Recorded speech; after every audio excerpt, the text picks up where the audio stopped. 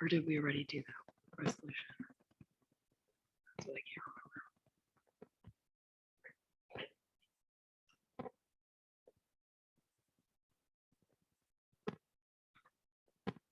Third doc.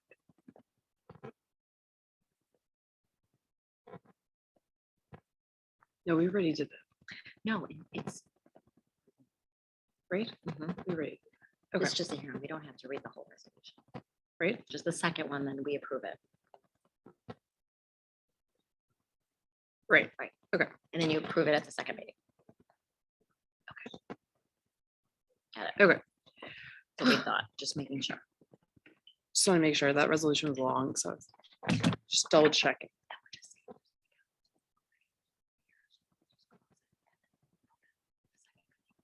that make sense? Yes. That I recall. Okay.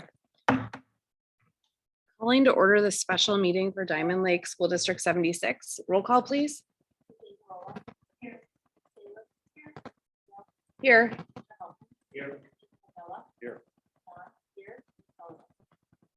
Please rise for the Pledge of Allegiance. I pledge allegiance to the flag of the United States of America and to the republic for which it stands, one nation, under God, indivisible, with liberty and justice for all. Okay, we now open the floor for public comments on agenda items. Do we have any public comments this evening?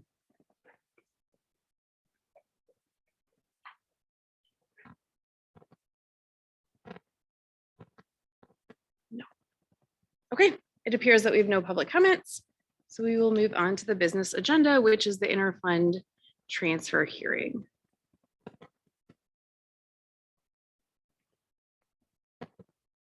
And I don't think, Mr. Rogers, do you have anything you want to say? Or I think we covered it at the last meeting, so. Yeah, everything is covered and I could explain a little bit more in open session if you like. Okay. Okay, well, there being no public comments, then we now move on to public comments and petitions on non-agenda items. Do we have any public comments and petitions on non-agenda items for the special meeting?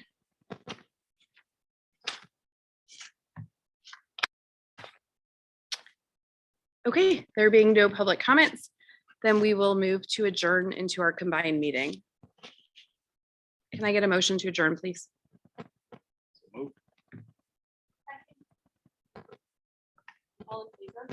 Aye. Okay. Moving on. Calling to order the combined meeting of Diamond Lake School District 76. Roll call, please. Sure, sorry.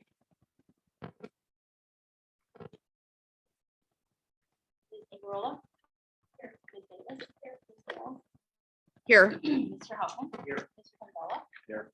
Juan here. Ms. Sullivan. We now open the floor for public comments on agenda items for the combined meeting. Do we have any public comments this evening? Again, if you're joining us virtually, you can type those into the chat box.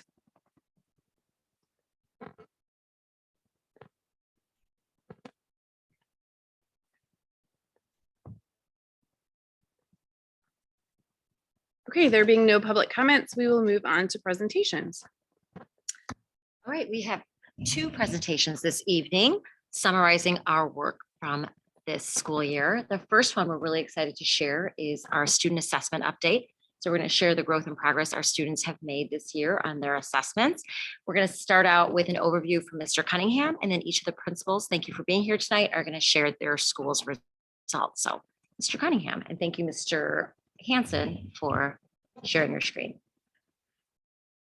Thank you so much. And I also want to thank Mr. Hanson for that beard he's growing. I just want to make sure that gets in the record that we support it. So thank you, everyone. I just, again, thank you for just your support this year as we've navigated using STAR with all of our students here and the EduCommer process and how we report that. So just a reminder, we use our RTI response to intervention program. We have 3 tiers of instruction. So when you're looking at this data, in green will be tier 1. Those are all students that are 30th percentile or above. That's considered our if you want to call it our tier 1 or general ed population. Tier 2 is the 29th to 12th percentile. This is a group of students that are provided additional supports, which looks a little bit different at each building, which each principal will illustrate. And then tier 3 is 11th percentile or below, and instructions provided to students who require intensive interventions in that group as well. You will find, of course, our special education students could really be anywhere in these 3 tiers, but in terms of the scores on STAR, we use that as really the baseline for how we provide supports for our students. So, and again, just a reminder that our STAR assessment is given 3 times a year, fall, winter, and spring. And for those that fall into our tier 2 and tier 3, well, we give progress monitoring every 6 weeks approximately, along with some other measures that we'll talk about today. And this is done in grades 1 through 8. Again, Dr. Berger will talk a little bit about what we do with our little guys. Evening. I am incredibly proud to share the spring data with you from Diamond Lake School. Our early childhood students showed tremendous growth in their both reading and math STAR assessments. Just to start, a reminder, we do have 2 different types of reading assessments at the early childhood level. First one being early literacy, which is the foundational skills covering things such as the alphabet, phonemic awareness, phonics, vocabulary and comprehension. And then as students progress with their reading skills, they then go into the STAR reading test, which covers more of the author literary argument piece. And then it does also include vocabulary and comprehension as well. However, it is more in-depth words and in-depth comprehension as well in comparison to the early literacy. So looking at our data, starting with first grade, when we look at the early literacy comparisons, in tier 1, in the fall, we had 28 students that scored in tier 1 compared to the spring where we only had 3. And this is where you want to see less of a number in the spring because these students went from that easier foundational assessment in early literacy and moved into the full-blown reading STAR assessment. So if we look at that in comparison, we had 52 children that scored in tier 1 for the reading STAR. Then looking at tier 2, in the fall for early literacy, we had 22 students, and then we went down to 6 for the spring. In the fall, we had 3 in the reading portion of the STAR for tier 2, and then 4 for the spring. And then this was kind of our only red flag as we were looking at our data. We had some students, 22 in the fall and 22 in the spring, who were still in that first grade early literacy mark. So this is where we're really dissecting the data and figuring out, is it those same 22 students, or were there possibly any students who may have regressed and got back into that lower tier? And then looking at first grade STAR reading, we had 2 in the fall in tier 3 and 9 in the spring. Though that is an increase in tier 3, it is highly possible as we look at the data that it was also students who came from that early literacy assessment and then got into the actual reading assessment. So for many students, even though it's tier 3 reading, it is still growth coming from that early literacy assessment. And then looking at second grade, there were 1 student in the fall in early literacy in tier 1 and 0 in tier 1 in the spring. 5 in the fall for tier 2 and 0 in the spring. And then there were 16 in the fall in tier 3 and 5 in the spring. So there was tremendous growth across second grade. Many students that came out of that early literacy assessment and then went into the reading, where we saw 41 in tier 1 for reading compared to the 32 in the fall, 15 in tier 2 compared to the 11 that we had in the fall, and then 22 in the spring compared to the 24 that we saw in the fall. So there was tremendous growth in reading overall across both grade levels.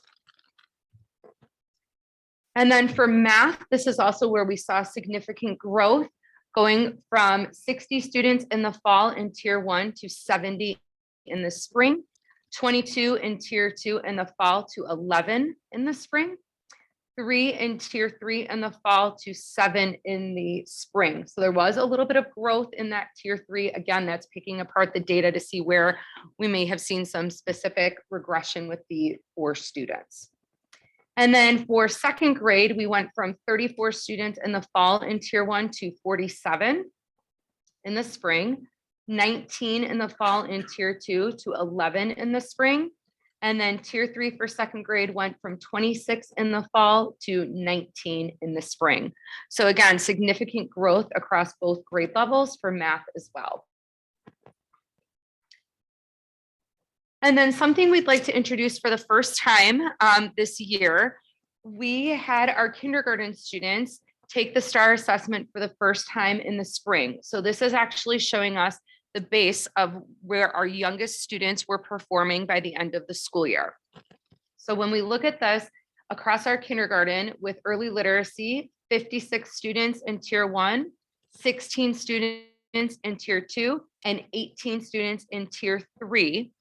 And if you also notice in the second row, this is the ELA or STAR reading assessment. We had 4 students in tier 1, 2 students in tier 2, and 0 students in tier 3. Those 6 students were reading so significantly above grade level that they actually were taken into the reading STAR assessment. They completely passed out of the early literacy. So there were 6 students at the end of kindergarten that were reading about end of first grade, beginning of second grade level.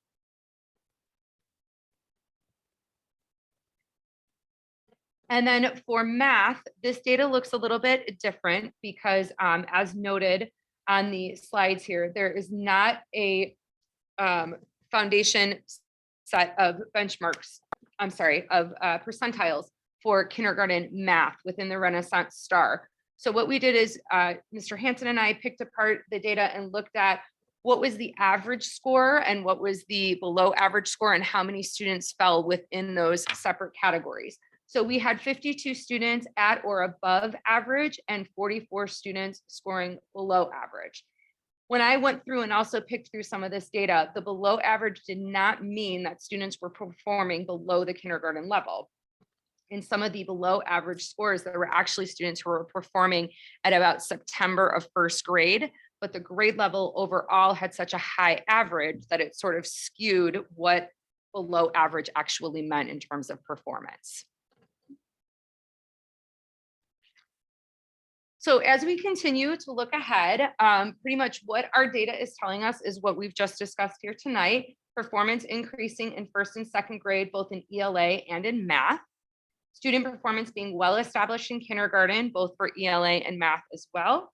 And now it's thinking about what are we going to do in this upcoming school year, some of the pieces that we wanted to keep and some of the pieces that we wanted to change.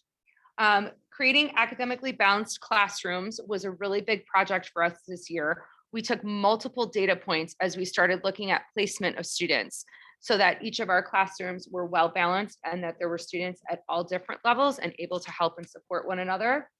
We also have been working on building our schedule to develop specific phonics and writing times in addition to our ELA block. So while students are engaging in the ELA daily 5 rotations and things like that, teachers are also going to have separate times where they're going to be able to target those specific skills that students may be struggling with or need help with and greater develop the phonics and writing.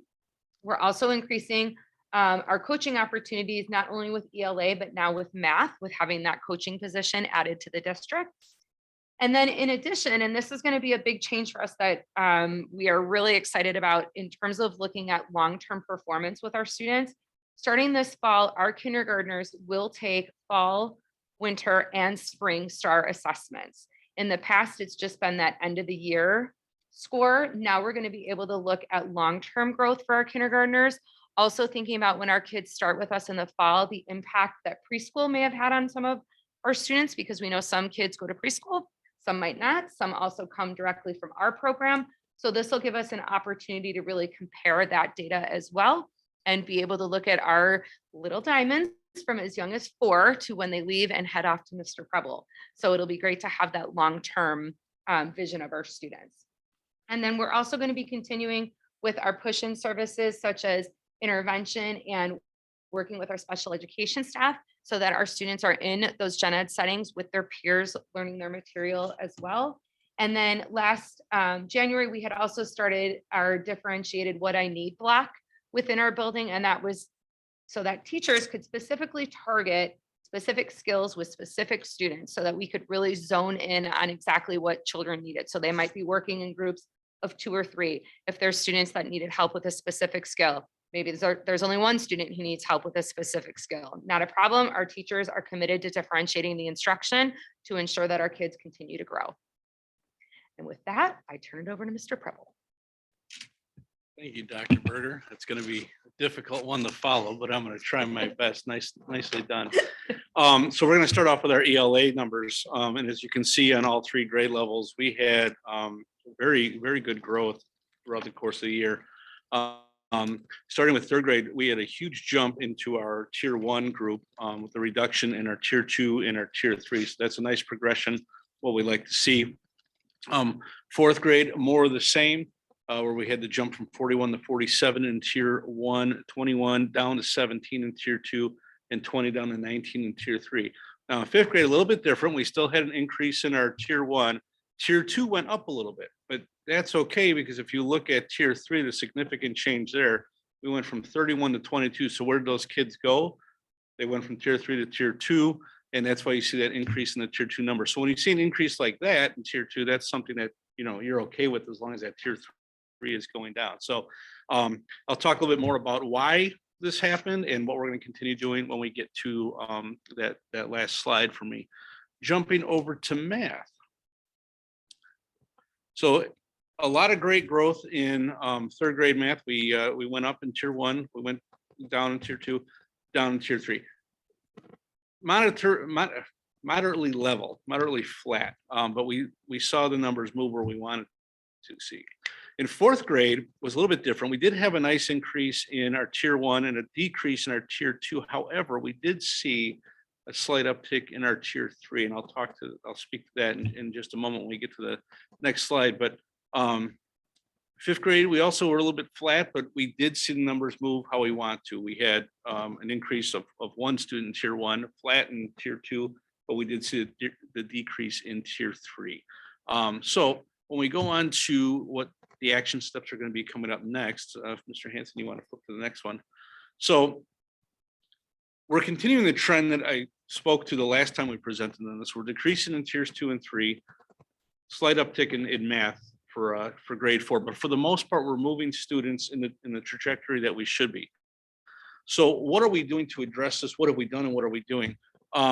So our school improvement plan has new goals written to align better with this, and we're going to continue with the tier 2 supported and tier 1 instruction. We're very intentional about this in our ELA this year. So the next logical step would be to do the same thing with math. In ELA this year, we had coaching going on. We had more of a focus on our guided reading program. We used the Fontes and Pinnell guided reading system this year.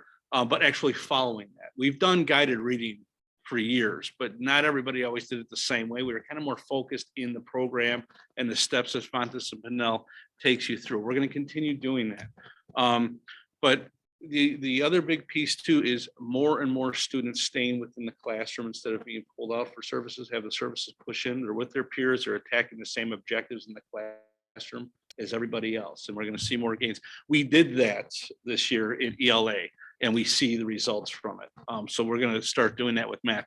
And thank you again for providing us with a math coach at the K-5 level, because that is going to be a big deal. If we're able to duplicate what we've done with our reading coach, we're going to have a lot of huge success in math because of the way we're able to model lessons, not only for teachers, but with students as well, because it's just as important, I think, that when the teachers are seeing best practices and how to present something, when the students are participating in that as well, they learn the systems, the routines, and all that go with that even faster. So we're going to be looking at the way we're going to approach our math lessons a little bit differently.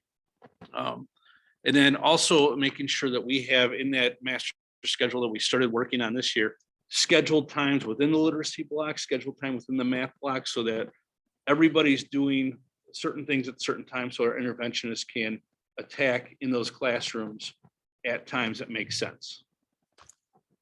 And then keep increasing our cooperative learning structures throughout content areas. We focused on Kagan structures last year, but we did a lot of that in our ELA, our literacy block.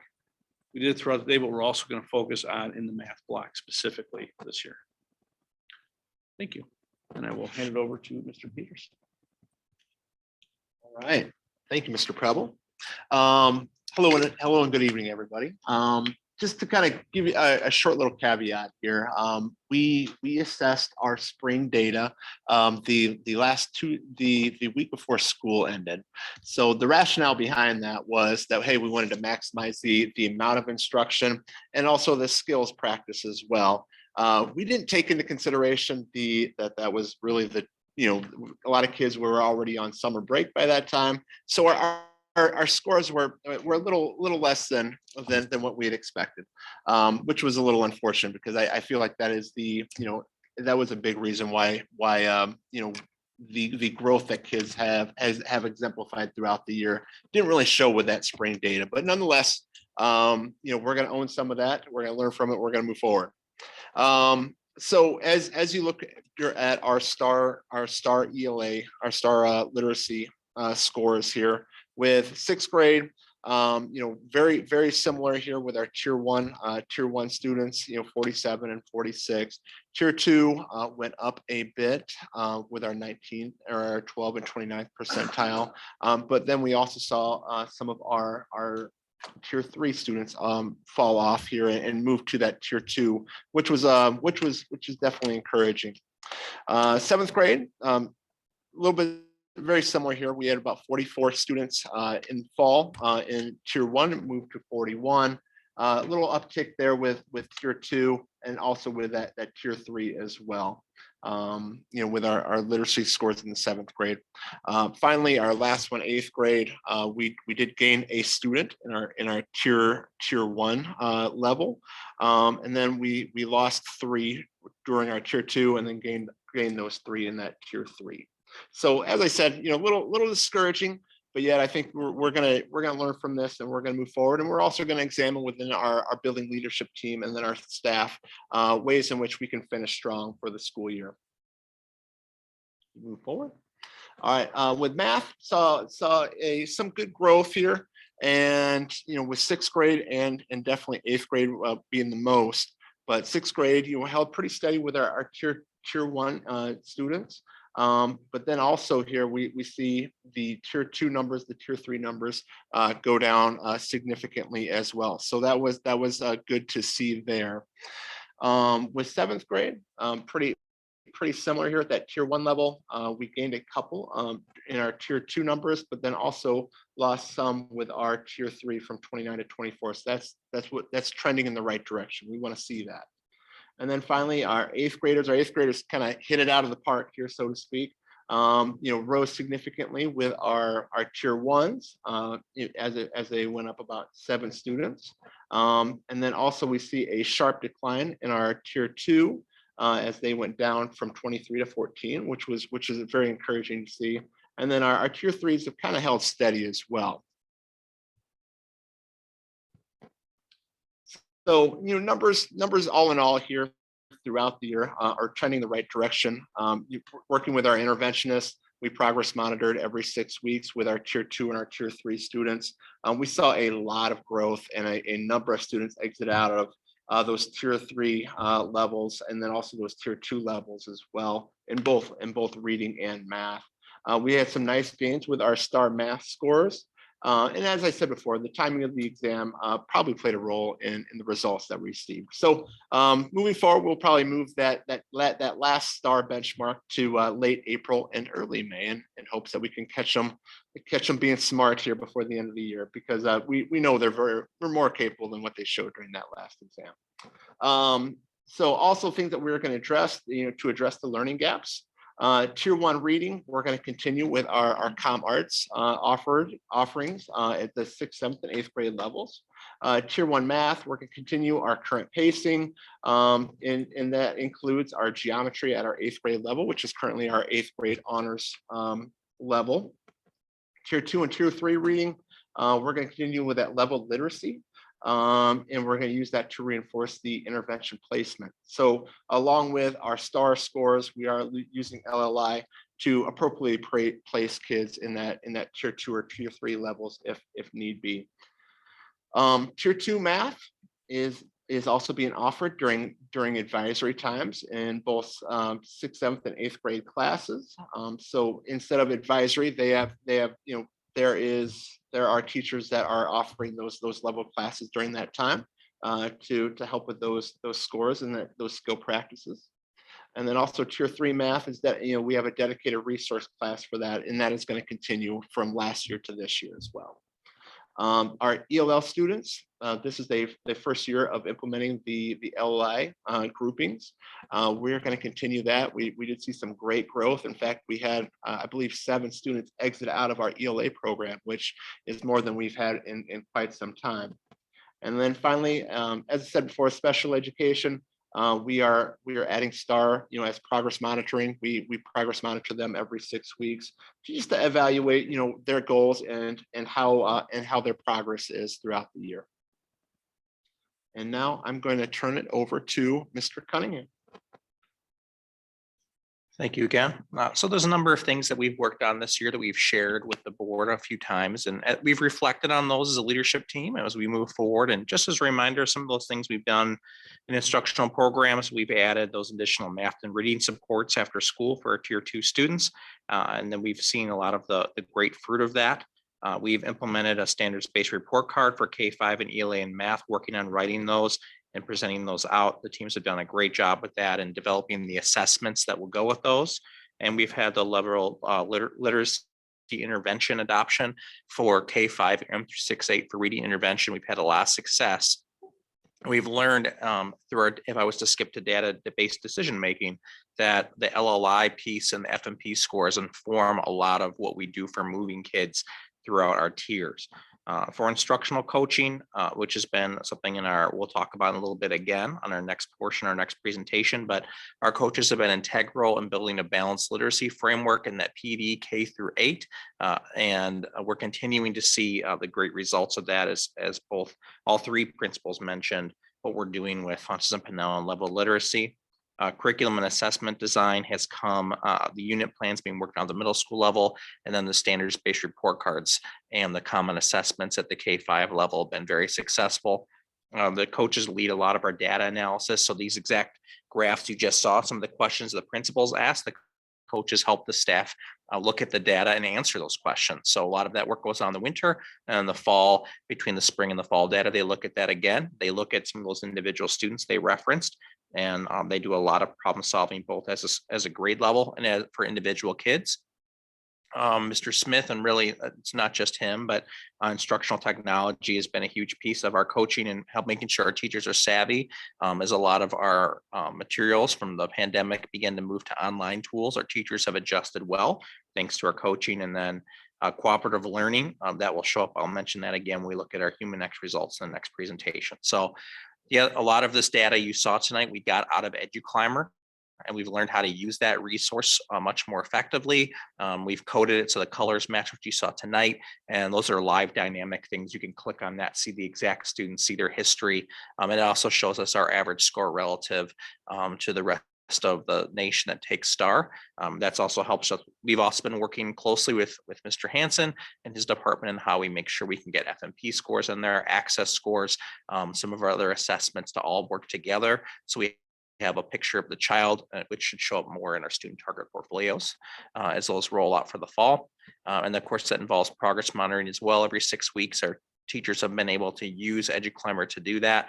And then we mentioned the instructional supports and reading and math. We're able to use the letters really in FNP to determine how we group our students. So those have all been very effective measures for us and very effective practices. We're really excited that we've been able to accomplish what we have. And we turn it over now to the board for any questions.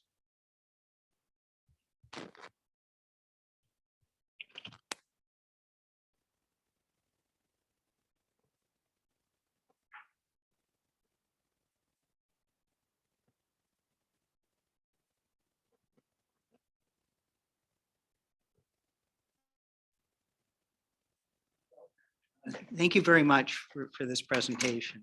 And for a long time, we've really valued and we're asking for and then valued updates on standardized tests just to serve as a benchmark of, are we going in the right direction or not?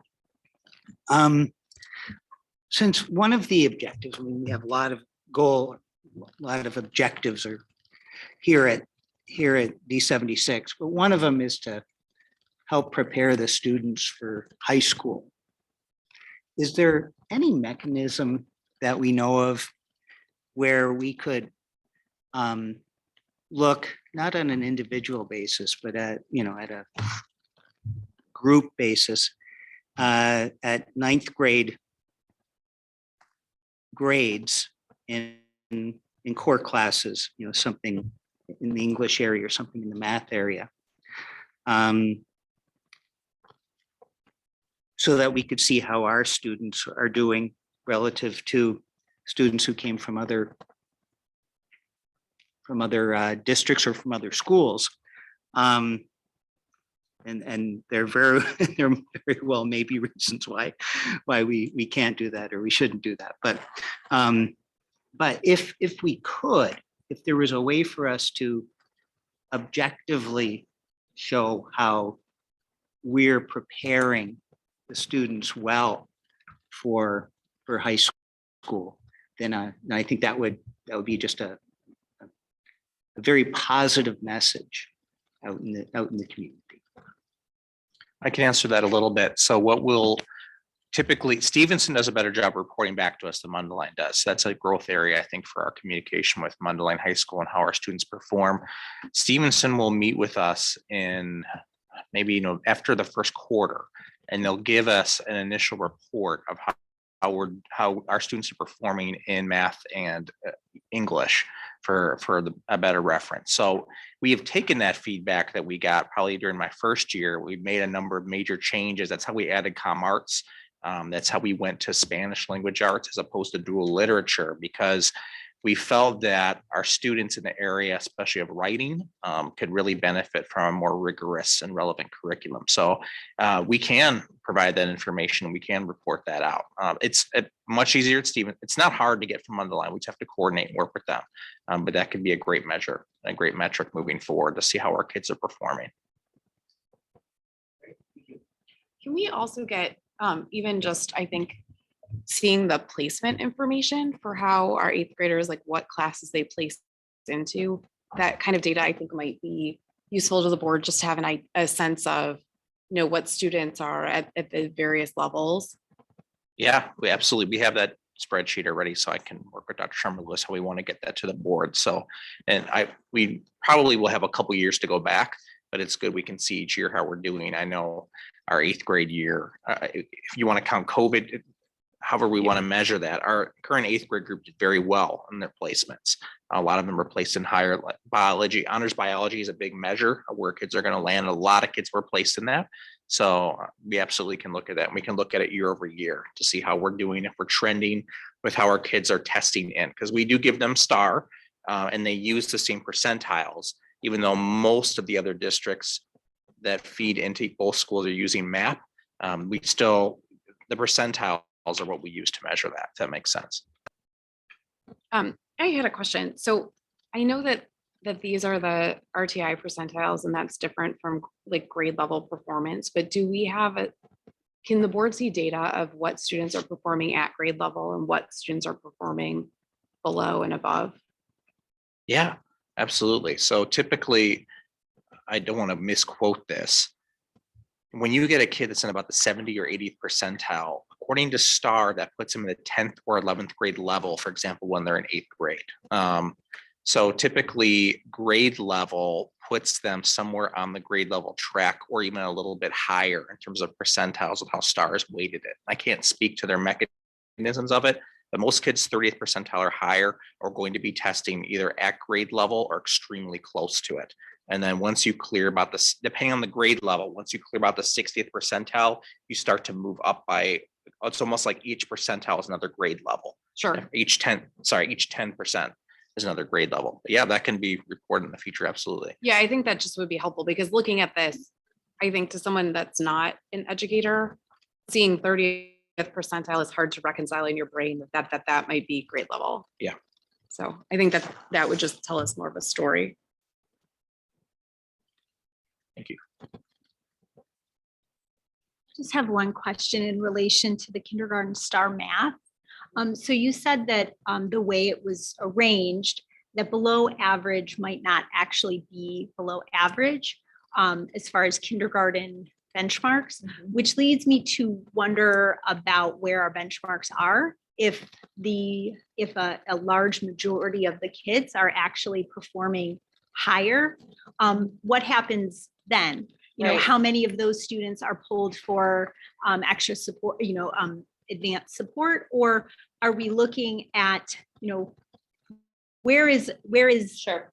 average in the kindergarten? Is it minimum? And if so, can we then move towards, first and second grade? Maybe some of these concepts could be taught earlier, just because if there is that drop when some things when there's that shift and things get a little bit little new concepts. I was just curious that caught my attention, and I was just curious about Sure. sort of what that all means. So when we say that average score, it was the number of students, when we took all of those scores together and averaged them out, it was that many students that had scored at that average score or higher. Next year, that score might look completely differently because there is no standard set for that in math as early as kindergarten. Then when we looked at the below average piece, it meant below average, below that average score. So even if you were scored 1 point below, you technically scored below the overall average for the grade level, but it didn't mean you were below kindergarten level, if that makes sense. Yeah, and when we look at our kindergarten interventions and significantly where kids might need help, usually get started after that first trimester, because in many cases our kids have not gone to preschool and they just need some adjustment getting into school and learning and being exposed to the concepts. But if we still have kids after we return from winter break that can't identify numbers or can't count accurately or things like that, we start getting the math intervention component in. Just to clarify that Sure. average, that was not any type of local or national average. It was the 96.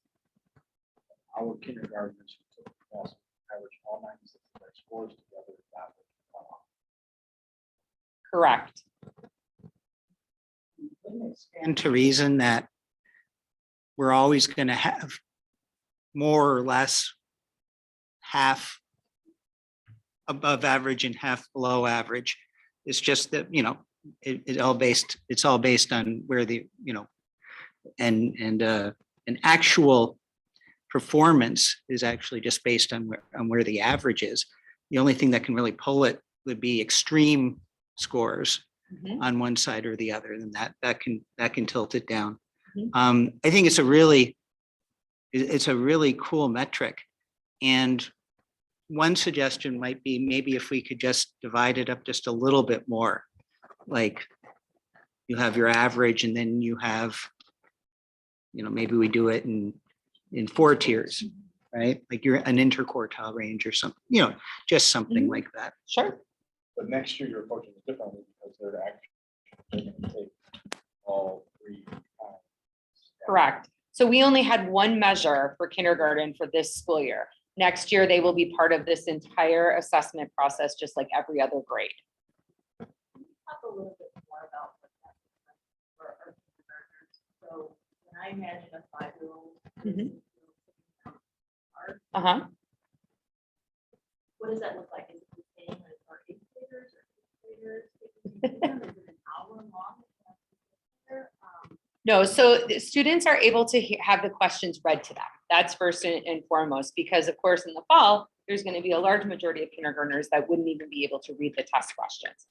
So there is an audio piece right there. So the questions can be read aloud, they can hear it. The question is read aloud from STAR, and then the choices are given. Also, it's a lot of visual cues that are also within the problems, specifically like for math. It's not about, long division or anything like that, or long problem solving, but more looking at those visual cues. A lot of times putting components together where a question might show you the number 3 and then ask you to pick the correct picture that represents that number and vice versa, things of that nature. Our teachers did it in small groups. So, because they knew there were going to be children that needed that support on the iPad. So they did it during daily 5 math rotations, pulled 4 to 5 students with them in the back of the room so that they were together at a smaller table while the other children had engaged in the other activities that the teachers had set. They did it for about 20 minutes, their normal rotation cycle. If students needed any additional time, the STAR offers that. You can pause the assessment, and they picked it up the next day. Almost every single child finished it within the amount of time and did not necessarily need more time. There are nowhere near the same amount of questions either in comparison to the older grades.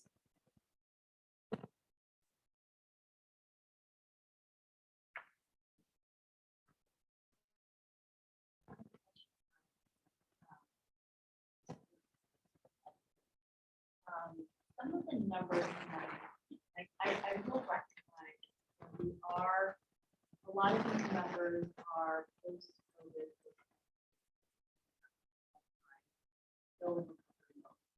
But some of the numbers in that fifth grade is a little bit concerning. And so then my question is, are some of the students that were still in tier 3 grade, are they enrolled in school that are ready for middle school? Yeah, so typically what we do is anybody that's tier 2 or below are, shouldn't say, summer school, anybody can come to.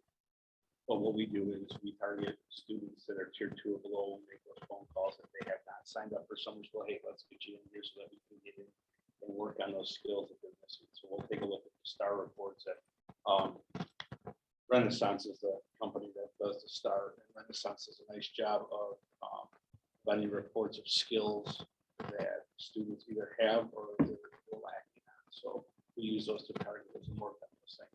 Now, does every student who's in tier 2 or tier 3 come to summer school? Unfortunately not, but that is our mechanism for, making sure that we're paying attention to those students and trying to. So what are the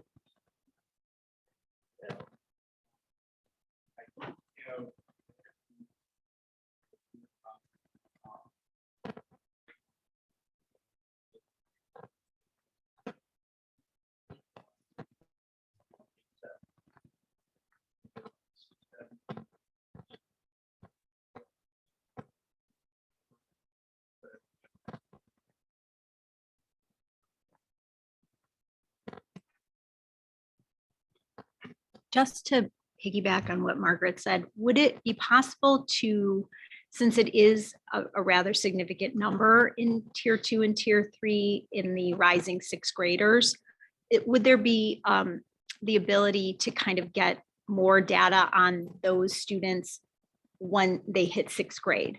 And maybe, we're just seeing numbers, and not that we would see specific students, but just kind of to track those, to give us an update to see where they were as far as fall.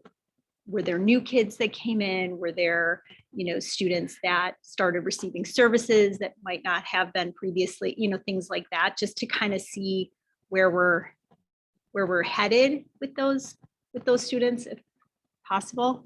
Yeah, and this is something that we, the 6th grade team has worked closely with Mr. Preble's 5th grade team.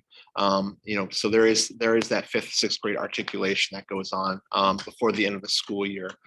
We also have an intervention day where our interventionists get together and, based upon the data that we're receiving from the 5th grade, and we do it at all 3 grade levels. But from there, we look at what can our schedule do what can we do to support that child at whatever level that they are at as well. So no student falls between the cracks here, even if we are talking 25, 30 kids. We do have a plan for that, and we have it built into the schedule where we're meeting their needs and where they're at. I think I'll just add to Mr. Percent, that is specifically what we did is we had 4 sections. Last time.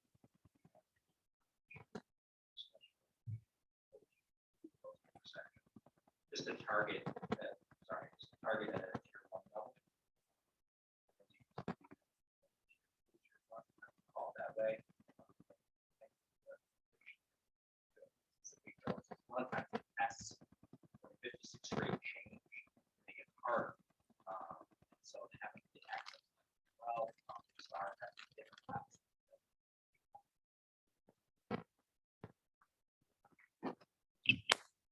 Out of the 170 some students that are attending summer school, how many were invited? Is that like 50% of what was invited? That exact number, so all of them, yeah, is. I don't have to go and take it there, but of all that are attending, that roster that we have versus the roster. Okay. And then, Mr. Cunningham, I had a question. For that, this past year, we ran after-school math and reading support programs, correct? Yes. So do we have data on how the students performed or how that impacted their performance on the STAR? I don't think we ran a correlation between Imagine Learning and STAR, so we would have to do that. I don't think I have access, so I would have to get that Okay, to find out. But we have not correlated it, which is a great idea. We should do so. I just think if we're running the program again, it would be interesting Yeah. to see how effective it was last year again. And assuming also, presumably there might have been less participation than last year, or whatever, because people are kind of rolling back into full-time school. But to kind of look at that going Yeah. forward. Overall.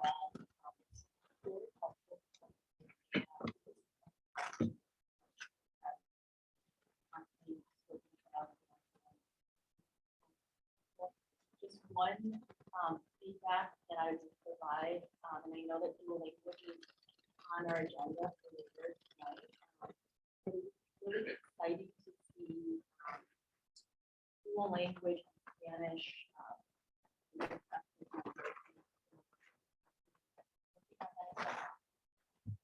Feature,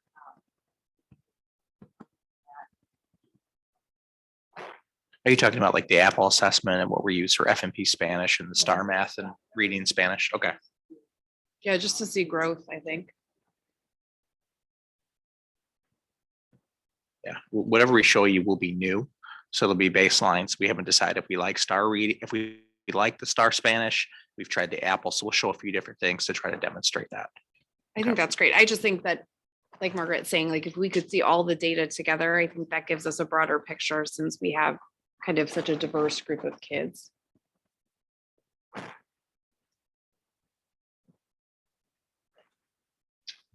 So we'll work on getting that summer school data, how many kids were invited, also the after-school learning pieces, and then the dual language pieces. We'll present those at the August meeting if that's okay. It's great. Thank you. Mhm. And then John, to your question, we'll work with Mundelein High School to get maybe some placement information in the fall, see how they're doing after the first, quarter or trimester. All right. So our second presentation this evening is a review of our end of the year goals and priorities. And as you know, we put together our goals and priorities over the summer and early in the fall. We present them to you in September for your approval.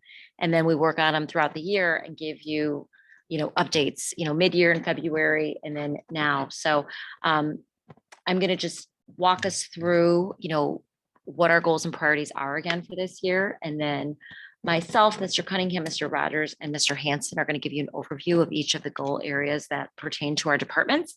So again, we've been working on these. This is now our 7th year working on our 5 priority areas of academic excellence, professional excellence, operational excellence, financial excellence, and communication excellence. And then we establish goals for each one of these priorities every year. We've done a really nice job. I believe this is our 3rd year using kind of this continuous improvement cycle of the 5 measures that, or excuse me, of the measurements that we use to track progress on each of our goals. So for goal 1, we look at student achievement data, like we just were presented with STAR assessments. And then we're going to talk shortly about the students' social emotional learning survey data that we've done in each of our schools.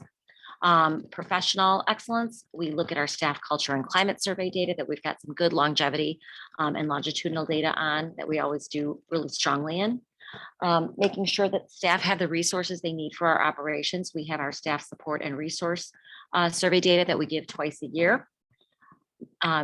measuring our financial health for goal 4, we look at financial information that Mr. Rogers presents not only on a monthly basis to you as a board, but then now also at the end of the year. And then we've collected some good longitudinal data also on our parent engagement survey on communication excellence for goal 5. So it's really nice that we are able to use kind of these same measures year after year. And we've collected some good long-term data with the exception of STAR. So it's nice to be able to see the growth over time.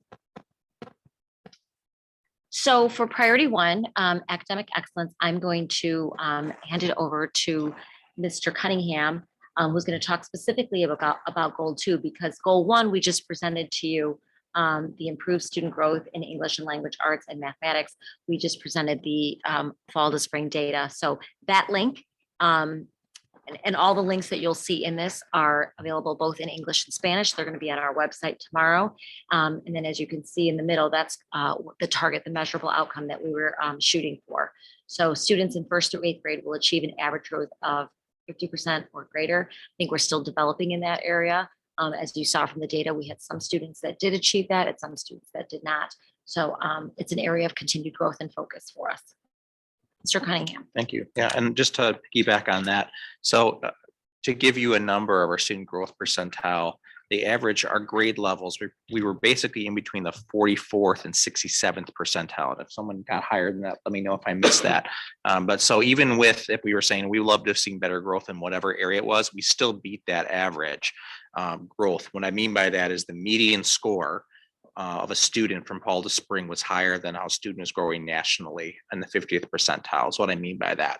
And provided that we don't have savants, to John's point, that are just slaying growth and achievement, we had a general bell curve in that sense. So that's good because it also means our average score starts to catch that one. If you remember, Dr. Jaraka, may rest in peace, his double graph that he put on everything, where we looked at those lines and the bar graphs. It's one of my favorite memories. We like burned this, that. We burned it. It was I know. fun. Well, I just dug it out of the fire then. But how that lot, we like to see our school's average score catch the national. So we are still seeing that growth up across all grade levels. That score did jump, and we saw that. So, like I said, between 44 and 67th percentile. Can I interrupt you for 1 second? Could you add those specific percentiles back to the data? Because when we look back at this, we will all have questions. and Yes, then we'll just get a. I actually emailed Bhavna a Flurry moment of ago and said, emails. hey, this isn't on there. So that's why I want to give you that percentage number. So we did see that piece, but you can see it represented visually, which is why we showed it that way. You can see the colors of the tiers move in the numbers. But just to give you an idea, we did have great growth and what we wanted to see across all grade levels. And Diamond Lake especially, they broke the system because they had kids jump tests. So, and with that being said, if we were to look at strengthen social emotional well-being, Eric, are you able to click on these links? All right, let's look at the SEL survey data for DLS. So, and Eric, if I misrepresent this, I apologize. But if you can see in general, students were given these particular questions, and they had to fill out a bubble chart. It was very complicated. Just kidding, it wasn't. But if you look at it, so in general, the fall to spring, so gold being fall, black being spring, the scores are basically the same, very high, and that strongly agree. And in most of these areas, if you do the math, if a score dropped, it was almost always because less kids took the test in spring. So it's very similar in both measures. Now, Dr. Berger, is there anything I'm missing with how this was administered or? No, not Okay. at all. Perfect. Thank you. So very strong, and that strongly agree in terms of different questions students were posed on how they see themselves, how they feel their teachers care about them and their families. If we were to go back to the main presentation and we'll look at the HumanX data, this is really our first full year using it. We really like this tool. It's been very valuable. We are, just like we look at our data, we talked about our coaches going through data with us.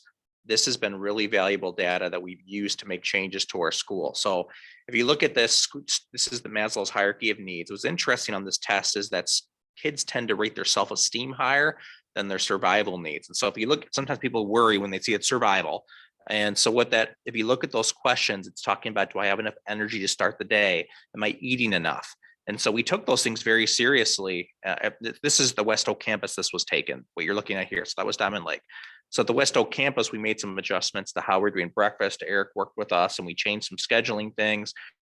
Kurt's had aides down there each morning late into the morning for kids to come late. We have Kim Vetter reported she went from about I'll just have to use the middle school number because I don't know if Kurt has it, but about 30 kids taking breakfast each morning to about 120. We turned this place into like a breakfast hub, and there's intermediate students that were down here as well. So we did make sure we addressed that. Now the spring data didn't show that our students were eating, but we know they're eating. So we have that information. But you can see, you click on safety. It's not talking about physical safety of the building. Those numbers are very highly rated. It's students saying, do I feel safe to share my opinion with my teacher? I feel like my teacher sees what I'm doing. I feel safe talking about my personal life with my teacher. And so our teachers read that information. They go, wow, we don't have as many students that we thought are comfortable talking to us. This has been very good information for us. The other big measure that we're presenting to the board is the second slide. And this is the one that we articulated in the goals and priorities. You want to see the red either maintain or increase. In this case, it maintained. We love to see it increase, but we've looked at the data and decided what we can do in the future to move that up. So the small box is showing you our fall score, the red in the spring. We've decided we're going to give this, we gave this test, this assessment mid-May. We're going to give it in, I think we looked at that schedule and it's early April next time. We think will give us a better measure of how our students are feeling, but we still use it, how our kids are feeling in May. Let's look at that.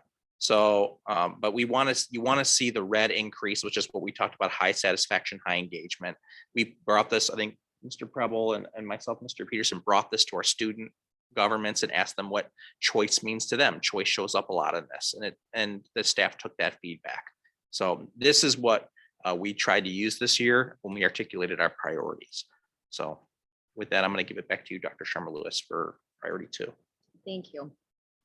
And Peter, do you mind adding those numbers? Just either put it in the notes in the slideshow, because then we'll update it and give it to the board again, like that 44 and 66 number, I believe that you said with the growth rate.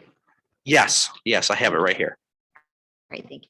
All right, so for priority 2, we have professional excellence, optimizing professional experiences for all of our District 76 staff. There were 3 goals in this area: implement instructional walkthroughs by building and district leadership team members. Number 2, increase staff participation in the instructional coaching program. And number 3, strengthen the social emotional well-being and learning and engagement for all of our staff. So the 3 measurable outcomes that we used, brand new this year, was the instructional coaching survey. And then given, I believe this is the 6th year that we've done the culture and climate survey, and then the staff support and success survey. Now, I remember back in the fall, the board asked specifically, how are you going to be able to differentiate and dissect the data for instructional walkthroughs, the coaching program, and the SEL pieces for our staff? So we specifically asked those questions in our surveys. And as you can see, for goal area 1, the results were that 90% of our staff find professional value in the walkthrough process. That was a specific question in the culture and climate survey, as well as the staff support and success survey. 81% of staff indicated instructional walkthroughs have strengthened instructional practice. So as a leadership team, we've reflected on this. We definitely want to see instructional walkthroughs continue. We want to see more, the frequency level increase among the leadership team to do them more frequently. And we also want to engage staff in more, relevant dialogue about what they saw in that instructional walkthrough. So I think next year is going to continue to be a focus, whether it makes it on the goal or not. We're not sure yet. After we, like I said, we're going to look at it and reflect on all the data, but it's definitely a piece that we want to continue. Staff find value in that. And we want to make sure that we continue to increase that number and do those walkthroughs with more fidelity. Our second area for the instructional coaching program, if you click on all those links, you'll see a summary of each of the survey results, but we just wanted to highlight the pieces that relate specifically to each goal. 97% of the staff indicated participating in instructional coaching. So that's a really great, strong number. And then 87% of the staff met with coaches at least 1 to 10 times during the month. So that was, the number that they had indicated. If you click on that instructional coaching survey, and I believe the coaches presented that to you back in April, you can see the level of questions that they asked specifically about coaching. And then the third goal is strengthen social emotional well-being, learning, and engagement for all staff. So in the questions that we specifically asked them, 91% of staff have had professional development opportunities in social emotional learning. 97% of the staff reported that they believe their principals care about them. And this is an awesome number. 100% of staff believe that their colleagues care about them. So those are the specific questions we asked about their own social emotional learning, health and well-being, but also the professional development that they received. Goal 3 is Mr. Hanson. Hello, everyone. For operational excellence, establishing a collaborative and efficient practice for long-term district success, we had 2 specific goals that we talked about at the beginning of the year and summing it up for today. Implementation of EduClimber data warehouse management system to support database decision-making for goal 1. And for goal 2, establish an inventory system of all instructional resources that provides access and aligns to curriculum and of course is aligned to student data privacy guidelines. We utilize the measurable outcomes from our staff support and success survey, as mentioned in the previous slide, that we had targeted questions to our staff to kind of gauge the understanding of these 2 different platforms. And we have some measurable results to share today. From the stat, from goal 1 for EduClimber, 87% of staff provided an understanding that they understood the purpose of what EduClimber represents, as well as how to access data within EduClimber, which is great. It's a higher number so that all staff, and keep in mind too, a lot of our results that we have here are from classified and certified staff as well. So that you could see some discrepancies of some people that may not have the opportunity to utilize some of these platforms, but that percentage is relatively high. So we know that our staff can understand how to utilize this program and access data. For the 66% of staff that feel comfortable and have made instructional decisions in EduClimber, that's kind of a base. As I would mention for both of these platforms, they're in their inaugural year of utilizing both of them. So it's very successful that a lot of our staff can access the data and be able to learn about how their students are scoring in their assessment data. But now the next steps really is to be able to look at that, how to decipher it and make instructional decisions. Next steps when it comes to something like that is continuous professional development, whether through our instructional coaches or teams or administrator at our schools. And I know that we have Summer Professional Development Institute lined up that's there's a session primarily focusing on EduClimber and doing just that. Regarding and I would say Learn platform, because that is our inventory, our library of applications that's of student data privacy.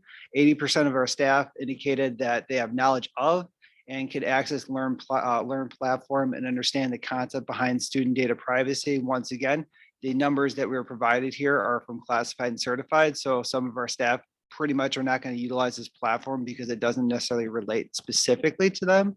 However, there is a lot of resources there at their fingertips. Yes, absolutely. So some of them may not be specifically relevant, but quite frankly, in understanding how to access data and also to know what applications not only are approved, but also what's available, in my opinion, is very relevant to every single person. And even though that number is in a positive, like I mentioned before, it's the foundational year that they've been implemented. I met with every single team to establish how to access it, what's the purpose of it. It's not necessarily a compliance aspect. Quite frankly, it's a dynamic resource that's going to collectively give all of our staff understanding of what's available, whether you're a brand new teacher that comes in this current school year or a veteran's been here for a long time. It's a really good understanding of what is available. So it's a continued resource for both standpoints. What I would say is that this is a good base, but now it's continued movement and understanding what is their, not only the purpose, but how it could be applied continuously, whether looking at what applications are at your fingertips and continue to grow or eliminate, as well as utilizing EduClimber as a data warehouse to determine what are instructional practices that have been shared just recently with the coaching. And that's priority 3. Could we get for the surveys on goal 2 and goal 3? Mhm. Could we get that data broken out, the responses broken out by certified and classified and Yeah. also by school? Yeah, I did it that way. I'll have usually what I typically do is the next one, I'll break it down by school. And then I could also do that as well. The second round, because we did 2 for the staff support, the responses are a little bit different from fall to spring because some people unfortunately didn't take it in time, wherever the Sure. case may be. But I could definitely give you a breakdown from fall and a breakdown in spring if that'll help. Yeah, I think that would help because in looking at the EduClimber questions, I think it would help to be able to see like who is answering and how they're answering. Yeah, absolutely. Okay, thank you. Okay, priority 4, financial excellence. Is this Mike on it? Yeah. Goals to align all purchases to district goals and maintain a $350,000 surplus. So the district's been, much like Mr. Hanson talking about EduClimber, we've been utilizing Forecast 5 this year to better understand our monthly and quarterly financial reports and have a better predictive nature for year-end outcomes. So we've been utilizing, because the annual financial report won't be available till later in the summer after our audit's complete, I've been using Forecast 5 to to predict what our year-end fund balance, possible surplus will be. So we're currently on pace to maintain a $350,000 surplus in the operating funds. And that's the main tool that I've been utilizing as part of my recommendation for transfers that you'll see later in the agenda. So we're trying to do a better job at getting ahead of some year-end, whether it's problems and successes, we get better transfer money during the appropriate fiscal year. So we are on pace to surpass that $350,000 surplus. And as well, we've been utilizing the ISB financial profile designation score. It's kind of a 5-question financial health quick check, if you will. So we've been able to maintain a 4 in the previous couple years, but because of our long-term debt obligations, we've dropped down to 3.8. It's still in the excellent rating. So we've maintained that for this fiscal year. And utilizing the staff support and success survey, we are at a 96%. Meets and exceeds as all staff having the supplies and materials to do their job. So, in the end, my main goal, maintaining a surplus and also give staff the resources they need and not holding anything back. So we feel like that's a good number that we can, celebrate, but also we always strive to get 100%, meeting every staff's needs. Oh, don't turn that mic off. So I get seconds here. All right. For priority 5, excellence in communication, we had 2 specific goals. 1, provide timely, relevant, and informative home school communication about student progress. And for goal 2, provide monthly parental opportunities to strengthen our homeschool partnership, increase parent knowledge and access to resources, as well as support to social emotional well-being for families. A lot of the information, well, actually, I take it back. A lot of this information will be found within these executive reports. So I have my 21-22 communication yearly metrics that kind of gives us a breakdown of how we communicate, whether through school messenger, through our website, analytics, as well as many different platforms we use this year through communications. In addition to that, I collected documentation from all of our parent-teacher conferences for fall and spring that gives you a good understanding of how we had that connection and collaborating in person or even virtual when it comes to conferences. And last but not least, our parent engagement survey data that we have as well. Regarding our targeted question we have specifically in our parent engagement survey, 91% of our families indicated timely information, information from our child's teacher on his or her progress, which is very positive when it comes to that information that you be collected from that targeted question. That helps. In addition to that, from our parent university, provide monthly parent educational opportunities.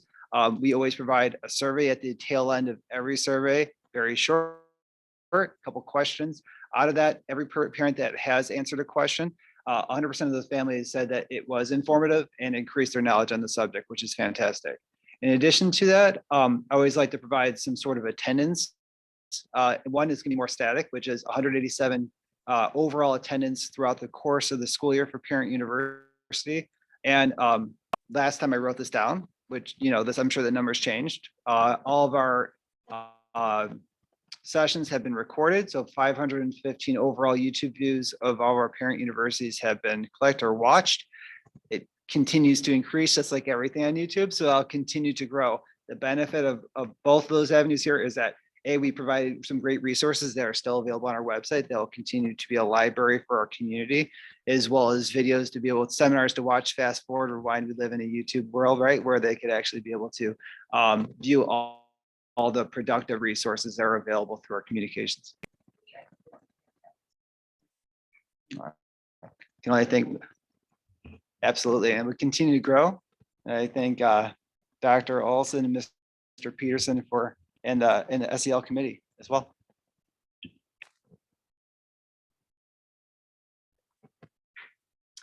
All right, so if you recall back in September, we wanted to have one continuous purpose for each goal area. Why are we doing what we're doing? You know, when we established these goals, and our purpose in each one of the goal areas that we outlined was to improve student academic growth and achievement. And I think, you know, you saw that earlier, that we're definitely headed and we're going in the right direction with our student growth and progress. But these were kind of the highlights of this year that we said that we wanted to set out and prioritize was healthy physically and emotionally culture and climate for students and staff. And if you remember back in August, we were all fully masked and we were still having social distancing, you know, in the lunchroom and in the classrooms, that we still had to maintain that, you know, the 3 to 5 feet. We definitely wanted to make sure that we kept our standards high for the unfinished teaching and learning that was happening for the past 2 years. So we focused on that rigorous instructional practice, make sure that we had robust programs and accountability. As you saw tonight, we were able to share that data with you. Effective and ongoing professional development, not only with our instructional coaches, but also throughout with our institute days and our wellness days.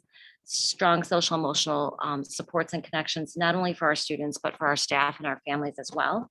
Ongoing and consistent communication, as you will see later on tonight, and I shared with you earlier, we received a national award for that. So I feel like we're definitely highlighting those things too with our communication. Family parent education and resources with our monthly parent education, or excuse me, monthly parent universities, as well as the outreach programs that you know, Ms. Carrera is doing. Safe and sanitized facilities, even though we may not have those same stringent guidelines anymore, we're still making sure that our students feel safe, our facilities are sanitized, because we want to have that healthy, clean environment for them. Database decision-making processes, we put EduClimber in place, plus all the other things that the instructional coaches have put in with their professional learning communities, making sure that decisions are based on data and that we respond to it, and that students are responding to it with their progress monitoring.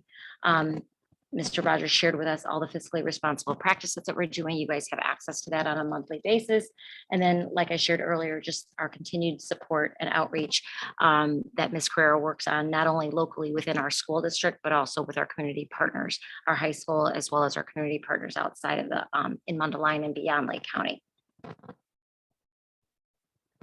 So as we look ahead, we will continue our cycle of continuous improvement. We're going to review and reflect on all of our accomplishments that we've achieved this year. And then this summer, we will work on continuing, updating, and or creating new goals, depending on how we did with each goal area. We do that. I know each principal works with their building leadership teams because they work with them throughout the summer. Mr. Cunningham is going to work with the instructional leadership team, and then throughout the year, look at those goals instructionally. Mr. Hansen works with the instructional technology team on those goals and how they're doing. Dr. Olson works with the special education leadership team.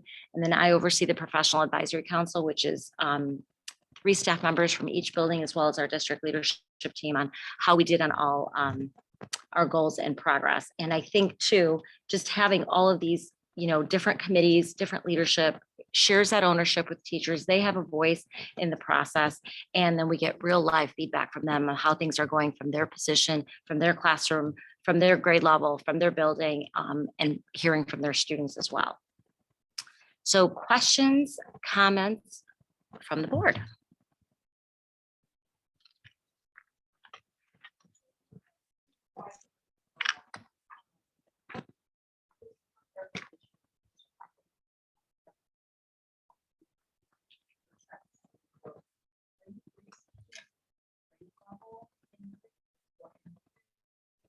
Individual. It's basically are our kids growing more than kids are nationally?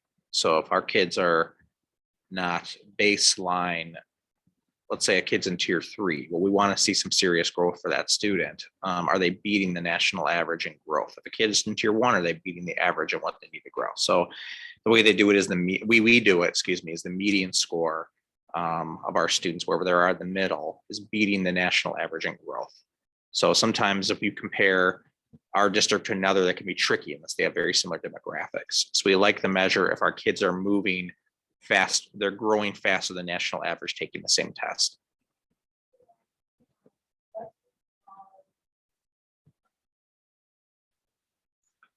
Well, I actually just emailed Mr. Hanson because I don't have access to grades 2 through 5. But if I was to do, this isn't totally right because I just was doing this as we were talking. It looks, if I added them all up, I couldn't tell you for sure because I just wrote them down, and I can. Yeah, that's not a problem. Yeah, I almost have it. Okay. I think if I give it to you, it's not quite right. Yeah, could we just see that broken out though? Grade 1, grade 2, Yes. grade 3. Oh, So I just tried to do it and I did it wrong. okay. So, Thank you.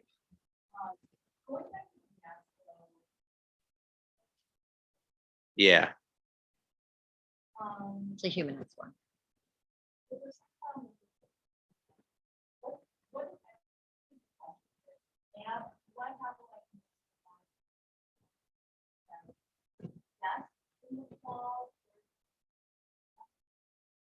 yes. There's this, sorry. I was just gonna say this, basically students rate it on a scale of 1 to 5. 5 being I have everything I need. 4 being I'm in good shape. 3, I'm kind of indifferent. Meh. 2, not so great. And then 1, I really don't like, the environment's not good for me, if that makes sense. Can we get a copy of the questions? Yeah, I just think that that would give us a better idea and understanding of the data. I guess. I think it's all stuff. That our kids are less of.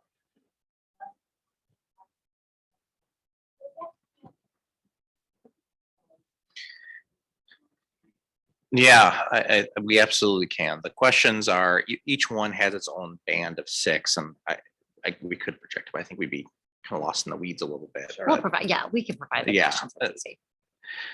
what was very interesting is what teachers think it should be.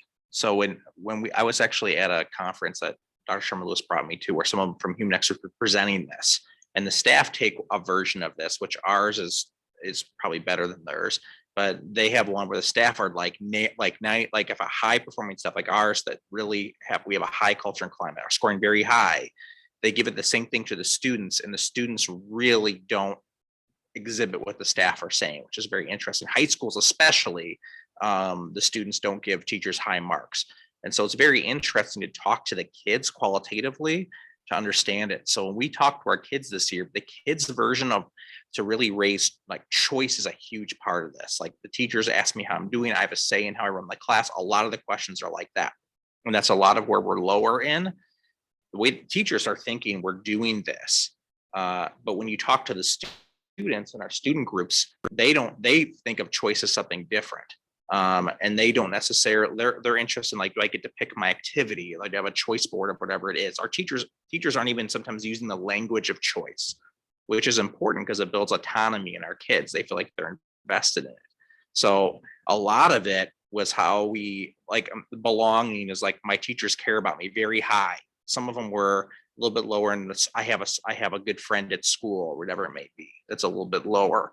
So this has been a really nice survey, because we go, okay, what are we doing to get our kids involved after school? What are we doing to promote? What are we teaching our SEL team to measure all of this, if that makes sense? We don't read this in panic, if that makes sense. Once we learn where kind of schools that take this line up, if that makes sense. But we initially panicked. We were like, why is safety not, like, what, they like afraid to go to the bathroom or something? Like, no, they feel fine there. They didn't feel as confident in being able to, like, be wrong in class. They're going to be feel embarrassed about that. So is there a more specific breakdown of the responses then, so we could get like a better, because this graph to us, I think, is like panicking. you know, we're like, the kids feel like they're gonna die. No, they don't. and They don't. Pretty much the bottom half of that is they're not gonna make it through the day, so. No, it's right. And that we panic as well. Yes, you can, there's a breakdown. There's about 7 questions that go with each one of I think these. that would just let us like understand it, because in looking at this just on an island, we're like, this doesn't look good. Well, and one of the things that when we went to HumanX, they show us a staff survey and then they show us a student SEL survey. We looked at that staff survey and we're like, no, we like ours better because these are the specific things, the 6 areas that we focus on as a leadership team and what we focus on, you know, the communication piece, the leadership piece, the respect piece, you know, just all of that, the collaboration. So we kept our questions and we've added more because of our goals of what, you know, with instructional coaching, the data warehouses. So we've added more questions to it. I think what we need to look at when we go through this over the summer, because we will take it, dissect it. You guys are going to do this with your leadership teams. We're going to do it, or excuse me, yeah, with your building leadership teams. And we're going to come back and look at it as a district leadership team. Are these the questions we want to ask our kids? Or are there more specific things that we can develop that are, you know, like we did at Diamond Lake? Their questions were like this for the little guys. So we created our own at Diamond Lake and it's personalized. And as you can see, the results are much more stronger. So I think we need to look at West Oak campus and you need to go back and talk to teachers about this. Because when we initially took this last year, what do these questions mean? Let's talk about it and let's focus on them in the classroom. I don't know if we're getting the data is not going in the right direction. And I know we're doing a lot more of these things. Like, do I have the resources? Our breakfast went up 110 kids. So they are getting the resources that they need. So we just have to figure out either better questions or how do we communicate and lay out the expectations for our students? You know, what does this question mean? Do you have a choice? Your choice is, do you have a choice in doing A, B, or C? Not, do I want to do the work or not? You know what I mean? So I think it just depends how kids Yeah. interpret that question. But it's important. I mean, Yeah. just to your point, in survival needs, I'm looking at the 6 questions. One of them is my classrooms are a comfortable temperature.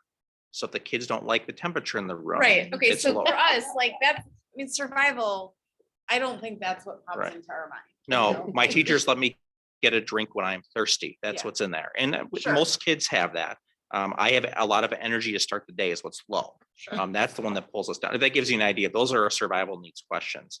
Yeah, Um, and I think that having that with us will just tell a better story, at least to us, and let us understand like what you're looking at.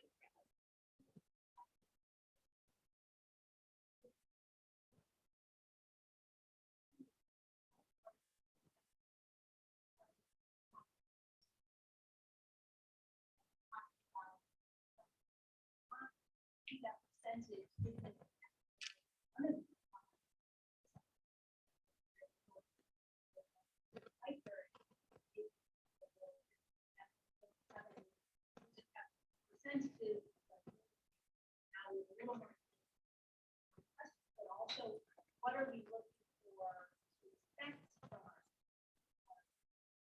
We're gonna want. Given, Yeah. and that's normal, right? Hey. But here's the example of a person.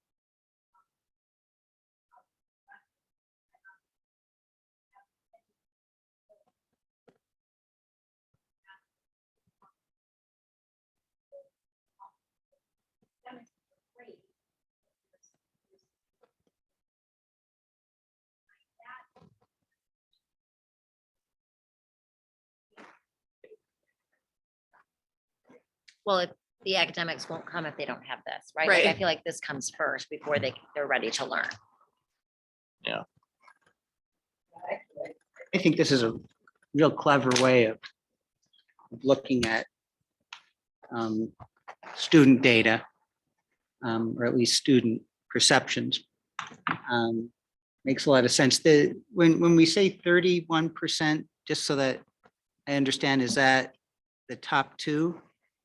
Because you had said there, you know, So if I was to look at the average, so all but one of the questions we average above the middle score. One of them is below, but the way that they tabulate this is they want to see the score in the 4 or 5s for everybody. But because only one of our scores averages above this in survival, which is my teachers care about my health, That one, they were rating 4s and 5s. Every other one of them averaged to the 3 point something.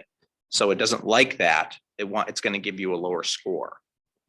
Well, what does the 31% or the 30% on survival, what does that mean? Is that only 31% of students said check one of the top 2 boxes, Yeah. above the math? Or, Sorry, that's not the technical term, but no, I like it actually. indifference, or you might call it. Yeah. I don't totally know. I Okay, think we could ask Kristen Paul, our consultant on this. Because we had a lot of questions after the fall score, because we were like, 31% survive, like, you've got to Right. explain this to us. Is this one is showing like a kid overall and how they answered in the 6 questions. 30% of them were like answering in the affirmative, like, yes, I'm a 4 or 5 in all of this, if that makes sense. So there was like, maybe a kid was like, I'm 4s or 5s, but I have 1, 2, because I'm not liking how hot it is in this classroom. Mr. Goldberg went open the door or the window. So that I think that drops him out of it, but I'm not positive. We have to talk to her about it. okay, that'd be cool. Thank you. Yeah, that's helpful. But in the meantime, we'll get you the questions so you guys can see the questions.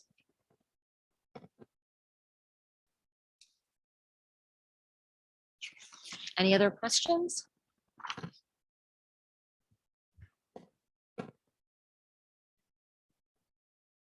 Okay. Thank you all for the information. And for the time you spent on the presentations. I think it was very helpful for us to hear and to see. We will now move on to our business agenda. We have a whole lot of items for action this evening. Okay, the first item for action is the omnibus vote agenda. Items under the omnibus vote agenda are considered routine and or non-controversial and will be approved by one motion. If anyone, board member, staff, administrator, or citizen wishes to have a separate vote on any item or items, that item or items will be pulled from the omnibus vote agenda and voted on separately. Be it resolved that the Diamond Lake 76 Board of Education accepts and approves the omnibus vote agenda, items A through E as listed. May I have a motion to approve, please? Second? Mr. Hoffman? Yes. Mr. Casella? Yes. Mr. Gurley? Yes. Okay, moving on to item B, and that is the fund transfer. Be it resolved, the Diamond Lake School District 76 Board of Education approves a $600,000 interfund transfer from the Education Fund to the Operations and Maintenance Fund. May I have a motion to approve, please?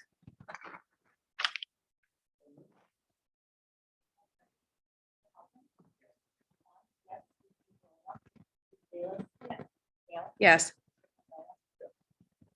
Okay, that motion also passes. Moving on to item C, which is a resolution authorizing the transfer from Operations and Maintenance Fund to Capital Projects Fund. Be it resolved, the Diamond Lake School District 76 Board of Education approves a $1.5 million interfund transfer from the Operations and Maintenance Fund to the Capital Projects Fund. May I have a motion to approve, please?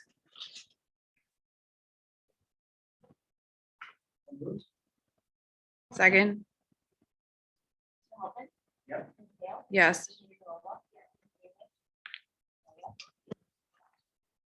Gurley? That motion passes. The next item is item D, which is approving the lease with American Capital Financial Services. Be it resolved, the Diamond Lake School District 76 Board of Education accepts and approves the lease with American Capital Financial Services for computers in the amount of $203,633.56 as presented. May I have a motion to approve, please? Bayless? Yes. Yes. Yes. That motion passes. The next item up is item E, which is approving the copier lease. Be it resolved, the Diamond Lake School District 76 Board of Education accepts and approves the recommendation to enter into a 60-month lease agreement with Gordon Flesh at a monthly cost of $3,792.79. May I have a motion to approve, please?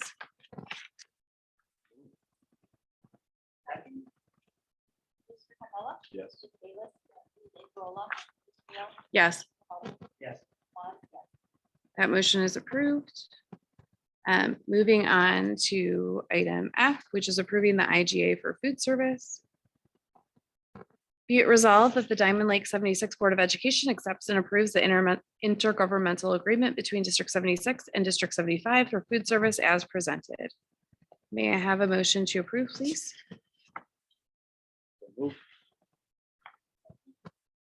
Yes. Yes. Yes.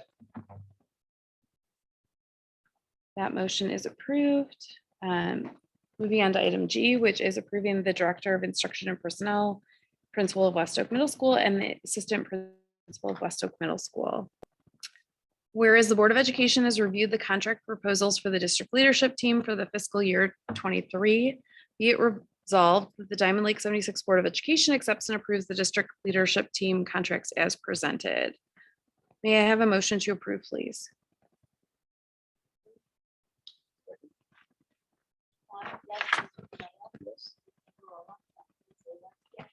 Yes. Yes. Okay, moving on to, Congratulations. it's on a roll. I just didn't want him to get nervous, like, okay, when do I get hired? No, you're hired. Welcome. Thank you. Okay, Welcome. moving on to item H, which is approving the district office administrator compensation. Whereas the Board of Education has reviewed the compensation proposals for the district office administrators for fiscal year 23. Be it resolved, the Diamond Lake 76 Board of Education accepts and approves the district office administrators compensation as presented.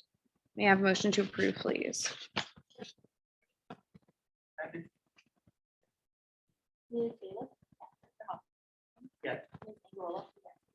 Yes. Okay, and that motion is approved. And then moving on to, I believe, our final item, which is item I, which is personnel. Be it resolved, the Diamond Lake 76 Board of Education accepts and approves the personnel items as depicted on the agenda. We have 5 new hires, 2 resignations, and 2 leaves of absence. May I have a motion to approve, please?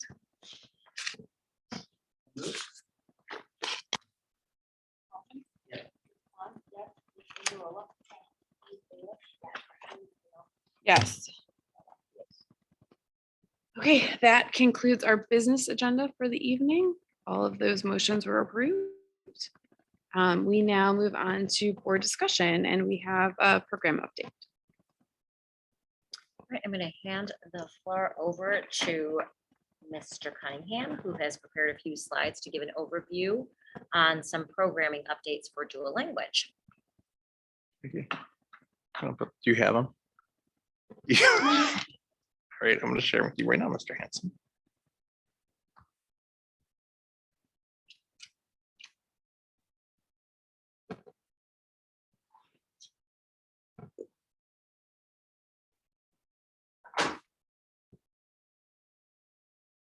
Thank you so much, Mr. Hanson, for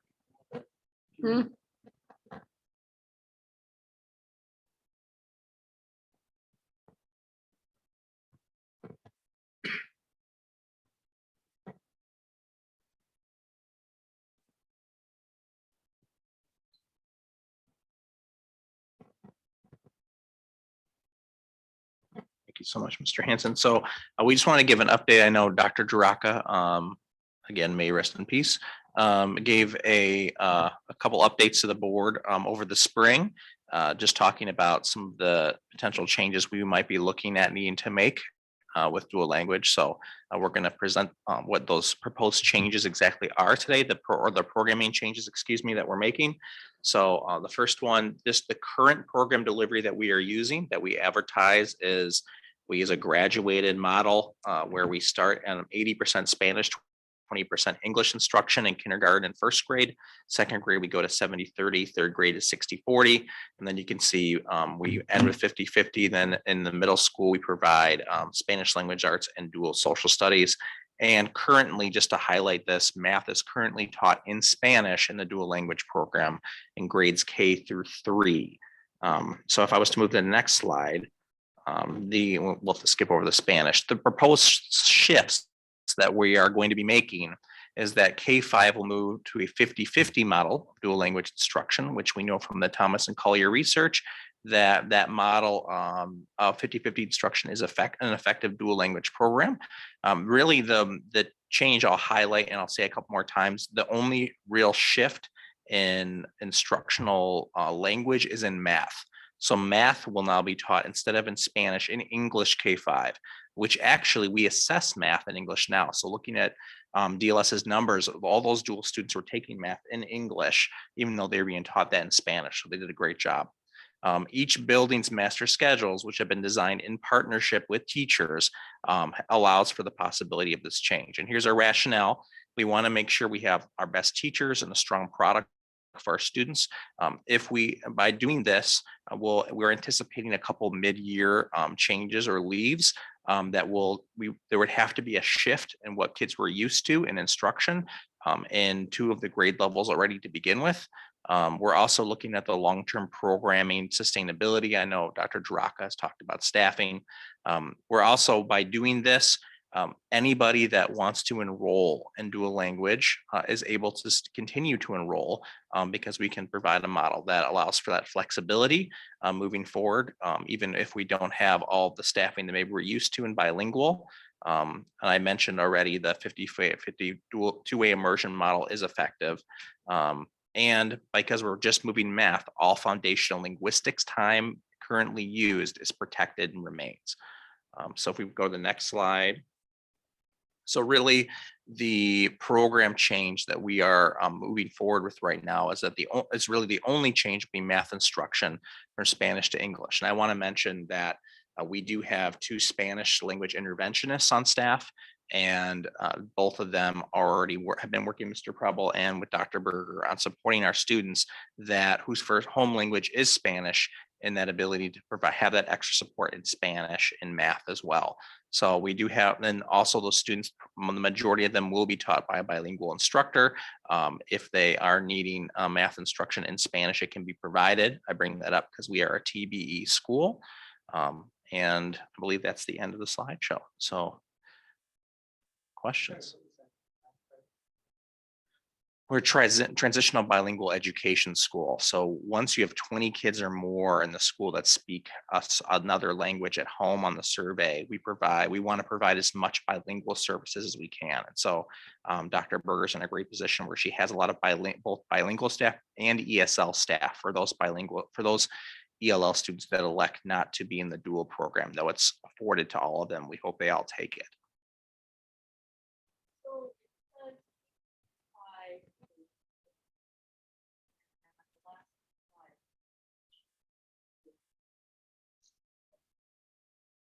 Nothing. They stay as they've been doing it. It is. Third, Oh, in 3rd grade math, same Third thing. grade was 60-40. That was changed from the math English will make. When the district moved to Bradford,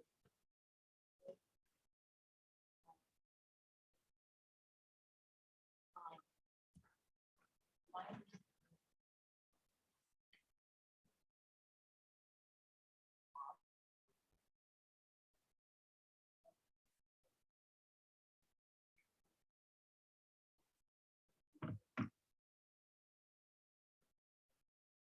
The area trend has been 50-50. Districts that have wanted 80-20 have run into some major problems being able to staff that with the kind of quality staff they want to put in front of students. And so a number of districts have either remained or are going or have gone to 50-50. I don't like to necessarily compare us, to say like we should do that too. But it has been trending toward 50-50. And it has to do primarily with making sure we can put quality staff in front of our students and make sure our kids are learning effective Spanish from quality instructors.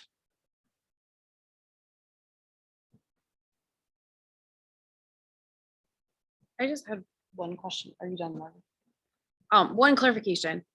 When you said that this model will afford any student that wants to join dual language the opportunity to do so, did you mean at kindergarten? Yeah, I do. Okay, I wasn't sure if you meant just I Hey, apologize. fifth grade, I'd like to be in dual It now. would just be if there's 40 kids that want to get in, but we only have one Sure. bilingual teacher at the time. You can split that and they can all get access. Okay. Thank you. Dual language, I apologize. Bilingual certified teacher, dual language. Thank you.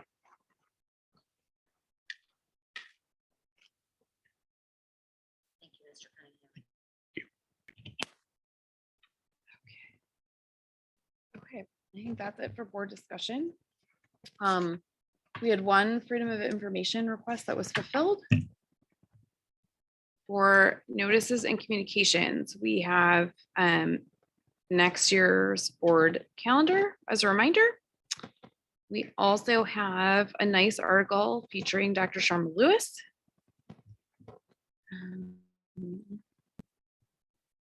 I think that is it for notices and communications. We now move on to public comments and petitions on non-agenda items. Do we have any public comments or petitions on non-agenda items this evening? Again, if you're joining us virtually, you can just type that into the chat.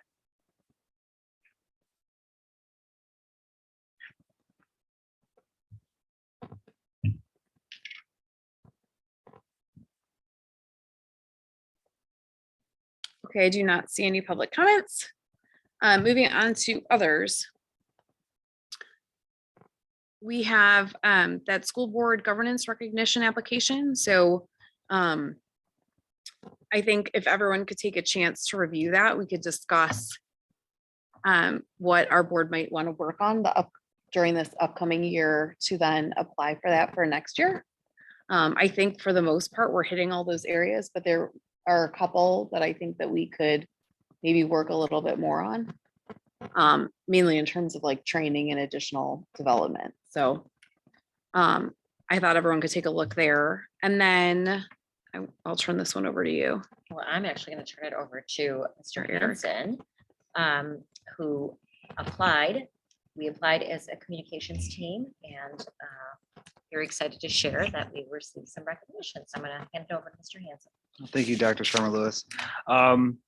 Yeah, so the National School Public Relations Association, so easy. I always say NSPRA. So anyway, every year through their yearly, they have their yearly awards. There's a tremendous amount of awards that are or categories that are available through the organization. And I took two of our noteworthy ones we've been implementing. However, I'm biased. I think we have plenty I could probably submitted.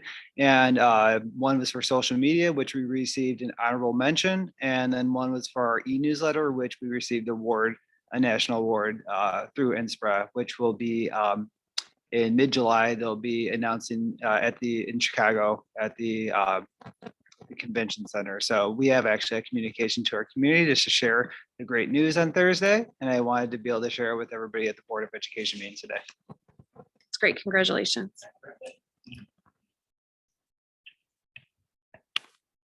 Okay, I think that concludes our others, unless anyone else has anything. I would just like to congratulate Mr. Cunningham, Mr. Peterson, and Mr. Freiberger. Welcome.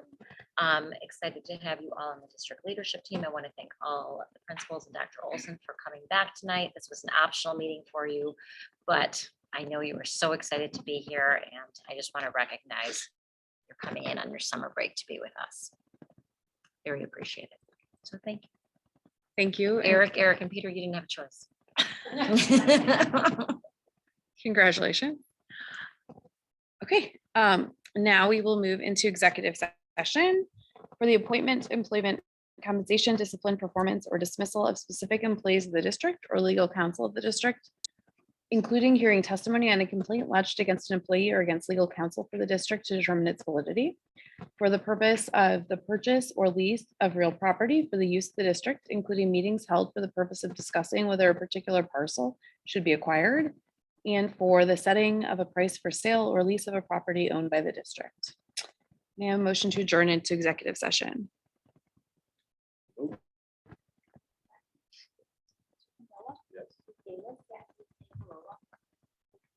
Yes.